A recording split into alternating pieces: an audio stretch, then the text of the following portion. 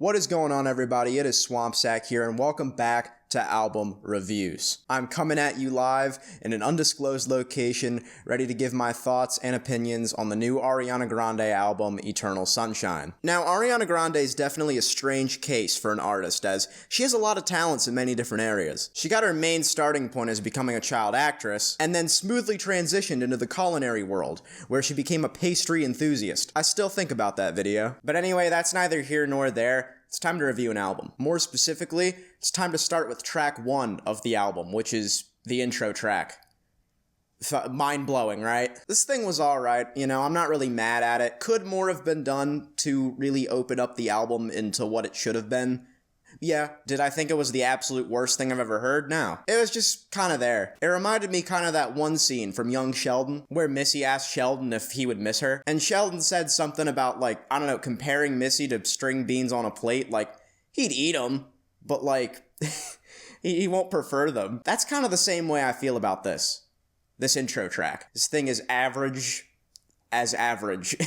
But then track 2 starts. And thankfully, this track is a lot better. You can kind of tell what the hook is immediately, but luckily, it was a pretty good hook. I did very much enjoy it. However, the verses, I will say, actually on a lot of these tracks were kind of lacking a little bit of substance. Really, in most modern mainstream pop I found, the verses tend to lack originality and a lot of different things, and the hooks, while not necessarily original, are damn catchy. So yeah, I did enjoy track 2, just a little bit more than the intro. Track 3 was a fucking snoozer. I just listened to this thing and I could not tell you what it sounds like. That's how absolutely uninteresting the song is. So there's not really much to say there except for take it with melatonin and you'll probably have the best sleep of your life. Track 4 is an interlude about Saturn. Y'all know how I feel about astrology. And in case you don't, I fucking hate it. Space racism. I'm not sure if that's what the interlude means, but that's the vibe I got from it. The vibe I got from it being that Saturn is the cause of all the, good things happening in your life, and just because your fucking Venus was in Gatorade, or whatever the Dude, I am out of my element here. You know what I'm talking about, though. You know exactly what I mean when I said all of that, though. The interlude was buns. And then that got me thinking, I'm about a quarter of the way done this thing, 4 tracks in. This thing is fucking cheeks! I was thinking that until I got to track 5. Everything just sounds really good. Everything that you could have ever imagined from an Ariana Grande pop hit is right here. Track number 6, though. Dude, track number 6 was... I don't know how this is even possible, but track number 6 was better in every single way than track number 5. This is by far my favorite track on this entire album, by the way. This thing, it did kind of blow me away a little bit. I was not expecting this, type of production on this track. It definitely did sound like a scrapped verse to a Weeknd song, but I don't mind it. It's really good. Also, I don't know if I've mentioned this yet, but this is by far the most lyrical album Ariana Grande's attempted. Not because the lyrics are, J. Cole level and blowing me away, but because, do you ever read, a bar on Genius Annotation and be like, how the fuck did that make it into the song? There are some on this album that are hilarious. One of my favorites on this album, I forget which track it's on, but it's it goes something like, I hope you're happy while you're in her instead of with her. I don't know. It was funny. And then here we go. Something I was afraid of on this album. The good track, Stop. True Story so far is the worst track on this album. A bland hook with vocals that I can't really comprehend that well because of her voice pitching. I don't know if it was just me, but her pitch was a little weird here. It was on key, but it was a little bit too high of an octave. Please, for the love of God, put that down an octave. I have a lot of problems with this song, and it pretty much starts with the hook. I'm having a very hard time distinguishing between where the fucking hook is in this song, which that is not the goal for a pop record, because the intro starts out with the song title, so I'm like, okay, we're going right into the hook.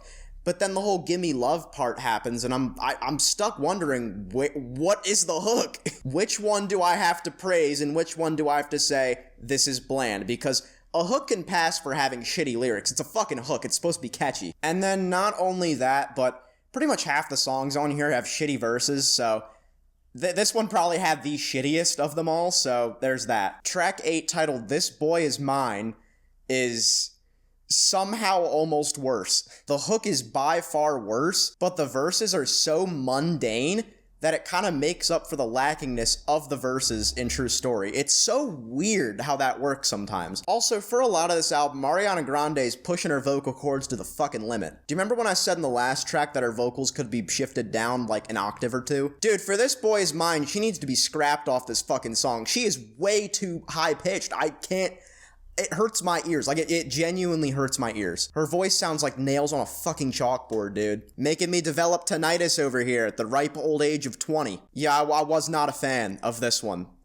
Definitely not. Yes, and this is the 9th track, and I honestly could not tell you how it goes. There has been definitely a steep drop-off in quality. It does get better towards the end of the album, just spoiler alert, but dude, for the middle portion of this album, man, after Supernatural, things just got so much fucking worse. Track number 10 with We Can't Be Friends is a certified Staples, Kohl's, Office Depot, TJ Maxx, Walmart, fucking any retailer ever, certified hood classic. This thing is a fucking banger for back to school shopping. Like, dude, go shopping with some headphones in and listen to this. You will not be disappointed. Other than that, though, that's kind of it. I Wish I Hated You, which is track number 11, is a very interesting instrumental I've picked up on. It kind of sounds like the Robotic Woman preset saying your Bluetooth device is ready to be paired. I don't know why, but this one I didn't mind. I really didn't mind this one, and that is saying a lot, considering the past, 5 or so tracks have been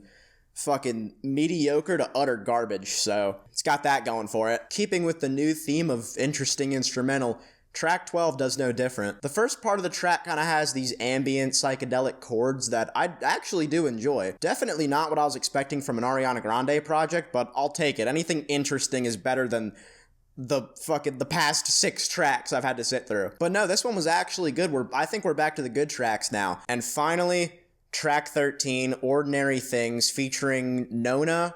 I'm gonna be so honest with you, though. I would not have cared how I pronounced her name if I didn't like the track. But yeah, no, this thing was actually a really good wrap-up to the entire project. I did enjoy it, and that is very rare for a project that has kind of a weak intro already. Usually the outro is also weak, so I'm glad we got one of the two right. All in all, this album was a pop, trap, psychedelic, just mess.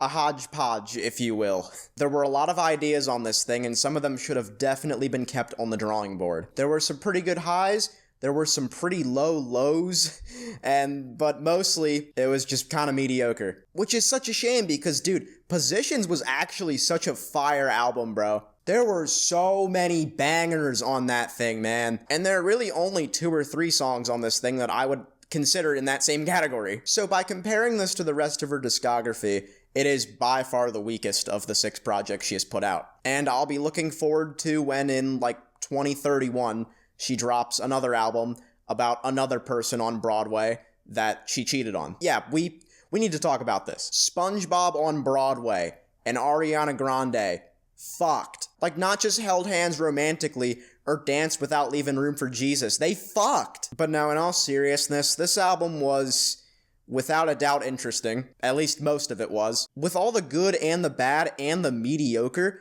it kind of balances out to just a plain average. Therefore, I am absolutely pleased to give this thing a 5 out of 10.